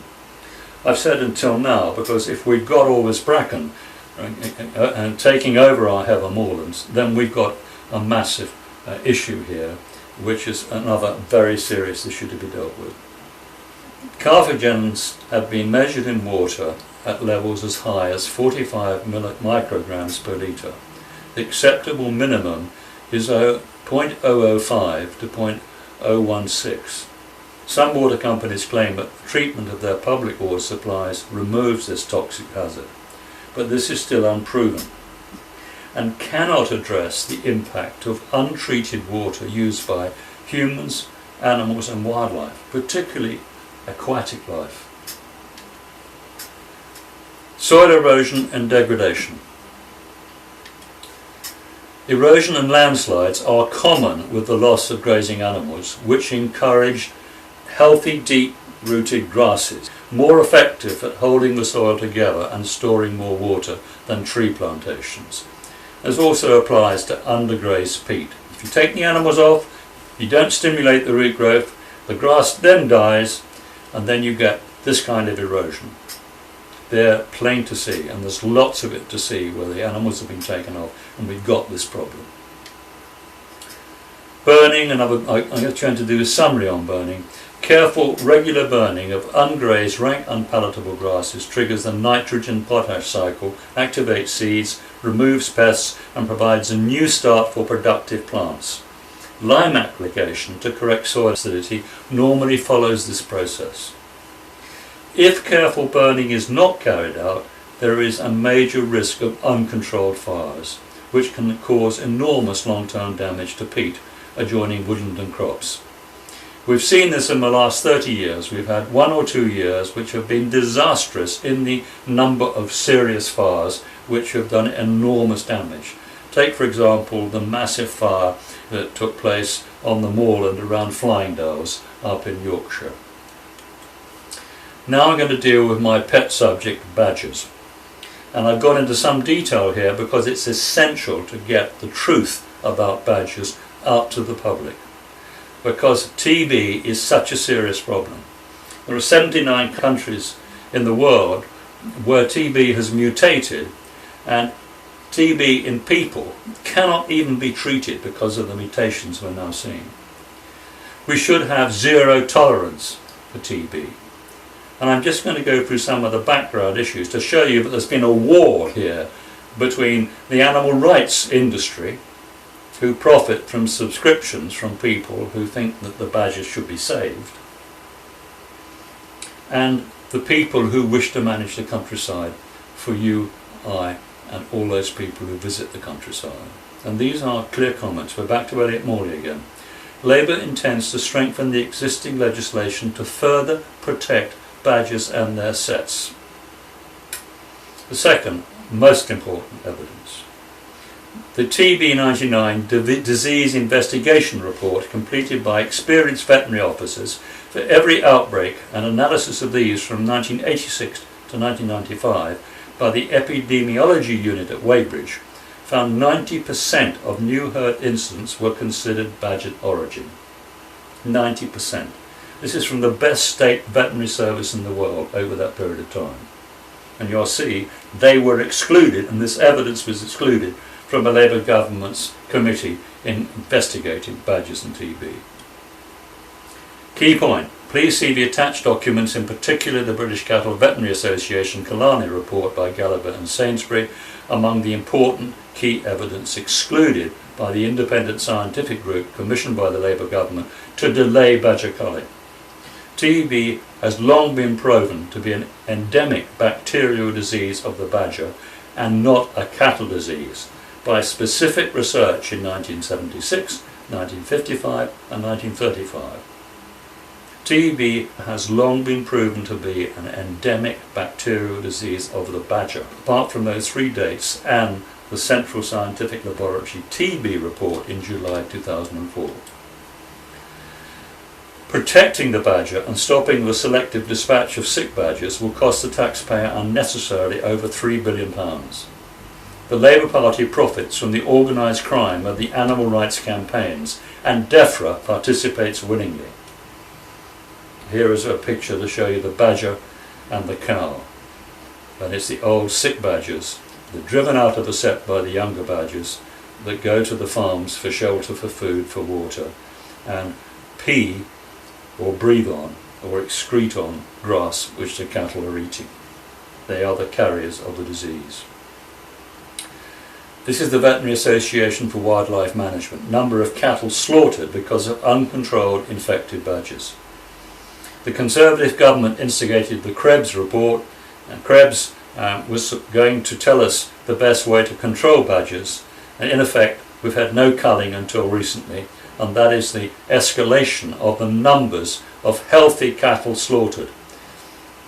They simply react to a skin test. They're perfectly healthy otherwise, and they're perfectly good to eat. Just a skin test. And cattle cover that reaction. Badgers don't. Different reaction. And this is what I heard in the audience from the first ever public ISG, Independent Scientific Group meeting in November 2003, after 64 closed meetings and an expenditure of 45 million. We have no evidence of endemic TB in badgers, Professor John Bourne. That was a blatant lie. This is another very important statement very recently in December 2013. Bovine tuberculosis, BTB, is a very important disease of cattle in Britain, where it has been increasing in incidence and geographical distribution. In addition to cattle, it infects other species of domestic and wild animals, in particular the European badger, Meles meles. And this report is called A Restatement of a Natural Science Evidence Base Relevant to the Control of Bovine Tuberculosis in Great Britain, published by the Royal Society. Godfrey, Donnelly, Carr, MacDonald et al. This disgraceful paper flies in the face of well-established evidence that BTB is a badger disease, verified by searching 189 papers on Google referring to TB in badgers being endemic, and the Gallagher and Sainsbury paper. And this is part of that paper. Badgers found with generalised terminal disease usually become super excretors, causing massive contamination, and it is these that are more likely to be the source of large numbers of multiple reactors. Annual and often more frequent testing in TB problem areas results in repeated removal of cattle reactors in the early stages of infection before they present a risk to others. But a self-perpetuating reservoir of TB infection in badgers has long been recognised, Gallagher et al. 1976, in which disease in the badger can progress to emaciation and death. It's very unlikely that cattle will pass TB on to other cattle, and the cattle are getting it from the badgers. However, the pathology differs fundamentally from that in cattle. The infected badger shows a brief period of low-grade hypersensitivity before developing an allergic type of reaction associated with considerably larger bacillary numbers than are seen in hypersensitive cattle. Also, it commonly exhibits more opportunities for excretion, not only from contaminated sputum and feces, but also from urine and discharging bite wound abscesses. In the badger, the kidney is the most frequent site of spread, following generalization, and counts equivalent to 5 times 10 to the value of 6 bacteria have been recorded in a full urination of an advanced case. 1.5 million bacteria in a teaspoonful of urine for people to work it out for themselves. This represents a potentially massive contamination of pasture, and together with contaminated sputum where badgers have been foraging for worms, these discharges present a real source of infection for other animals using that pasture. The British Veterinary Association Killarney Conference report TB, do we have a control policy? Gallagher and Sainsbury. And that can be read on the British Wildlife Management website. That evidence and all the other evidence from a best state veterinary service in the world has been excluded from the Labour government's work on this, and even recent government. One badger soon becomes 11. Surveys of badger numbers show a massive increase in numbers and predation damage. And here, I'm afraid to say, it's very sad, but I have to put this kind of material into the public domain, but it's my only way of getting the truth to where it matters. And this is the proof of misconduct in public office. Professor John Bourne, Monday the 18th of June 2007, a select committee on environment, food and rural affairs, examination of witnesses, questions 60 to 79, minutes of evidence. Parliament should have dealt with it, but like so many things, Parliament doesn't, especially when they have committees composed of both Labour and Conservatives. Professor John Bourne, chairman of the Independent Scientific Group, stated, "Let us go back to 1999 when we started our work. It was made very clear to us by ministers of the day, and they have not refuted it since, that elimination of badgers over large tracts of countryside was not an option for future policy. It was on that basis that we designed the trial. We also had to take into account welfare considerations with respect to culling used and limitations on culling with respect to cubs that were not killed or died underground. Those were clear political limitations that we operated under. I have no reason to believe that those political limitations have changed. We repeatedly say, culling as conducted in the trial. It is important that we do say that. Those limitations were not imposed by ourselves, they were imposed by politicians.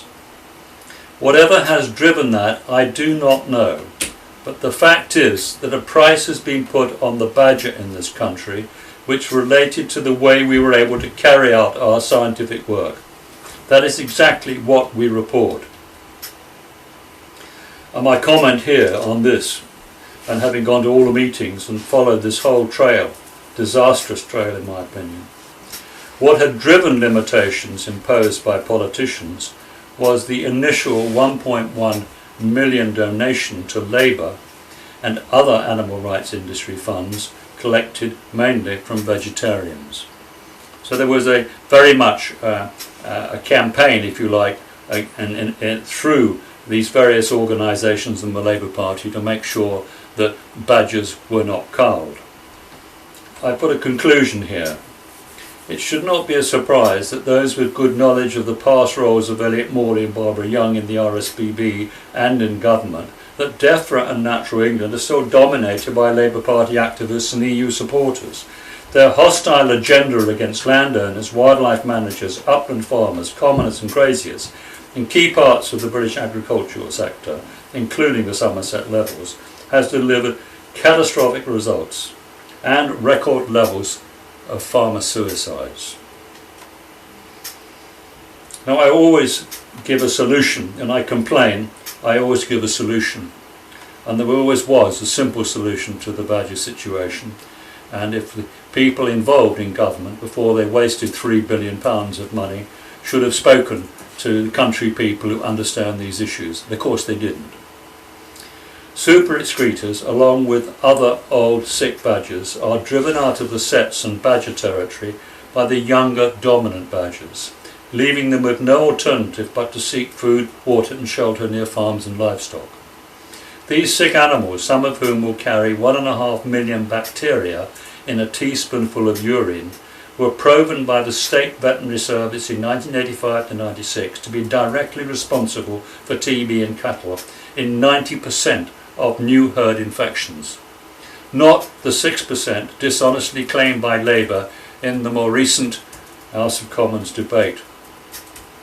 Badger baiting, deceitfully confused with baying by the animal rights industry, has never been proven to be part of modern working terrier practice. Despite continuing requests for evidence of baiting, none has been produced by the Labour Party charities RSPCA, LACS, Badger Trust or the National Wildlife Crime Unit. And I've been on the Partnership Against Wildlife Crime. I've been going to their annual seminar since inception until the last year, when I was told that I wasn't welcome. Simple solution at no or low cost. The selective, humane and effective order and management of the badger population, as developed over more than 300 years and perfected by the National Working Terrier Federation, who operate legally on fox control at the earth nationally. Free traditional best practice through licensing existing specialists who will concentrate on the searching by scent, locating and dispatch with a close-range headshot the sick super excretors together with old weak badgers. The use of a trained dog to follow a scent trail with the aim of locating, without physically coming in contact with, an injured badger does not require a license and can be carried out under an exemption provided in the Hunting Act. In this way, bovine TB can be brought under control in 3 years, a little more. The licensed local badger managers with full knowledge of fox earths and badger sets in their area would also be required to identify infected sets using the PCR test, which works and is being used in Europe, and apply in situ euthanasia using an approved anaesthetic such as carbon dioxide, which is heavy enough to sink to the bottom of the deep sets and provides no after effects if the badger receives a non-lethal dose. Now, what do the RSPCA and the Badger Trust members really think about sick badgers?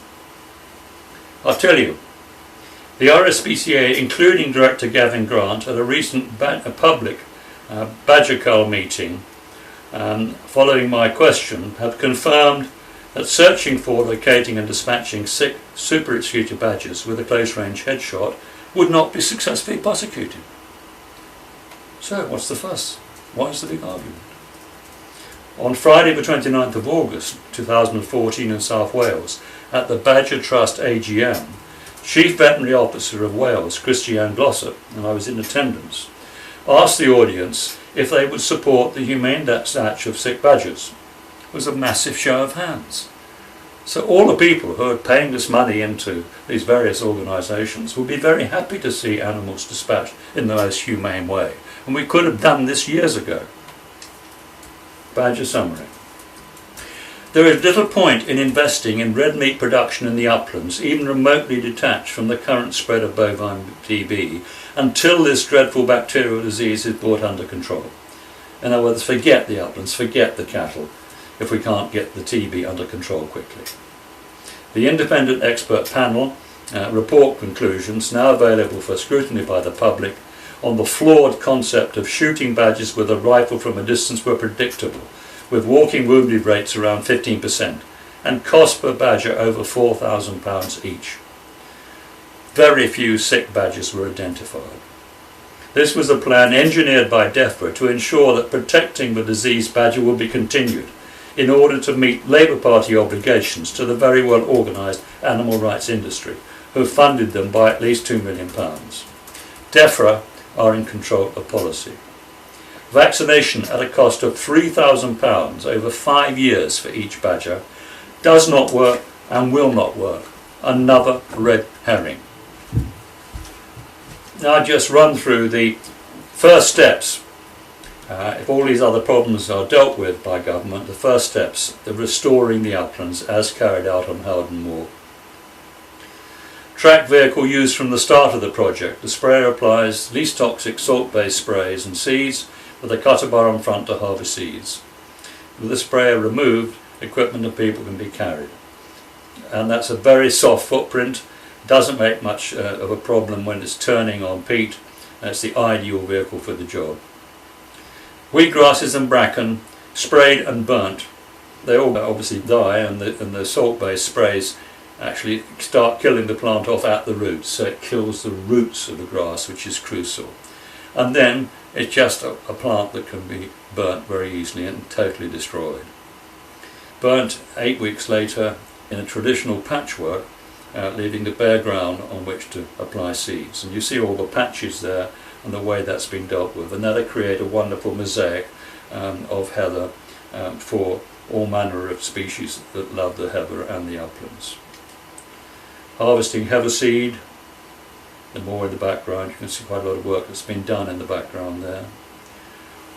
In this image we can see what is called weed wiping of very healthy bracken on otherwise very productive farmland. And the weed wiping is by brushes, and it literally wipes the plant with the chemical. There are sheep grazing successfully on land that's been reclaimed, with lots of heather in the foreground, lots of wonderful heather in the background.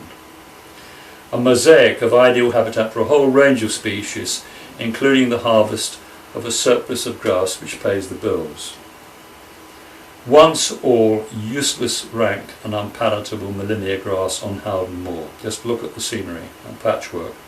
And within that patchwork you can have almost anything you want in terms of landscaping the ideal area for wildlife and livestock. That was the species counts in 93 and in 2004. And I talk in general terms about a 10 times increase. It was actually a lot more than that on many of the species. So a fantastic change by just providing the right habitat and management, good wildlife management. Now I'm coming to the end of the talk, and we have to deal with the most important endangered species now. Saving our endangered human species. Before the last upland farmers, graziers and commoners disappeared, unable to survive on the welfare provided, as inadequate compensation for the willful destruction of their businesses by DEFRA, Natural England, Natural Resources Wales, National Park Authorities, etc., the state must be made to recognise the deliberate, devastating impacts they have inflicted upon some 50% of the land area of Britain. 80% of Welsh farmers are now said to be in less favoured or severely disadvantaged areas. The average hill farmer earns £2.50 per hour for an 80-hour week. The consumers pay for their food twice, once in subsidies which go in welfare payments to farmers from taxes, and secondly payments for farm products. Heavily subsidised food from around the world is allowed to be dumped on our markets, thereby distorting fair and consistent farm gate prices. Planting trees. I'll come to trees last for various reasons. We're talking about land generally on which trees can't be planted and shouldn't be planted. And there are always many opportunities for small plantations on any well-run upland and moorland managed operation, and these can be seen in practice. As proved above, the new technologies of reseeding suitable palatable grasses such as briar, heather and other plants will allow a tenfold increase in the carrying capacity for wildlife and a better balance of hardy sheep and cattle all year round in the uplands. The consequent increased root growth is proven to provide far greater capacity for water than woodland, as well as reducing soil erosion to the minimum and increasing soil fertility under good management, contrary to the claims made by wilding supporters. In reality, we cannot properly manage our existing woodlands or afford vast new forestry schemes without a viable and profitable upland countryside. Required actions. Simple solutions. The state imposition of a misguided, one-size-fits-all national plan imposed by compulsion under threat of loss of subsidies by the decisions of semi-skilled academic advisors who represent a significant unnecessary overhead cost, has delivered a massive environmental, ecological, agricultural and social cataclysm. DEFRA, Natural England, Natural Resources Wales and Scottish National Heritage, advised by the RSPB, together with the National Trust, must accept collective responsibility and immediately allow the simple solutions outlined in this presentation to be put in place. Above all, our international obligations to achieve biodiversity targets and meet the demands of growing world markets for the production of quality grass to meat products speaks for itself for the future of the world's peoples and this country. I'm suggesting a proposed new supervisory body, just simply reforming what we have.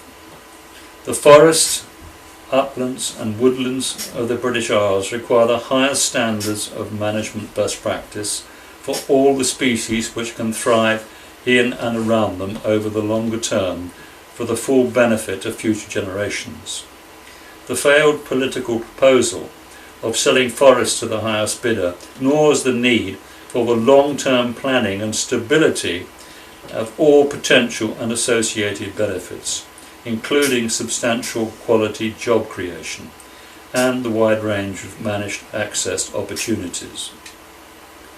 A state-led and private sector-run wildlife management and forest service, encompassing agriculture, fisheries and food, could re-establish Britain as a world leader in the twin roles of environmental management and food production at half current costs. This should be combined with a new ambitious national jobs and skills service. Modern techniques and mechanisation can bring back the best results of the past and be highly productive economically, requiring the implementation of best private sector practice as soon as possible and the removal of negative forces. Key recommendations following exit from the EU. Reform the Charities Commission and the police to allow them to restore former high standards disconnected from politics and establish new professional reputations for those involved, worthy of a great and good country fighting crime. Secure markets from all relevant sources for income and profit. Compulsory predator control, fully engaging with the free services provided by the self-regulated private wildlife management sector, starting with bovine TB, tick, bracken and weedgrass eradication proposals. Agronomists to be fully involved in the long-term national planning and efficiency of individual countryside schemes. Headage payments to bring rapid recovery in stock numbers. Currency loss compensation and generous tax incentives for the required capital improvements. Thank you.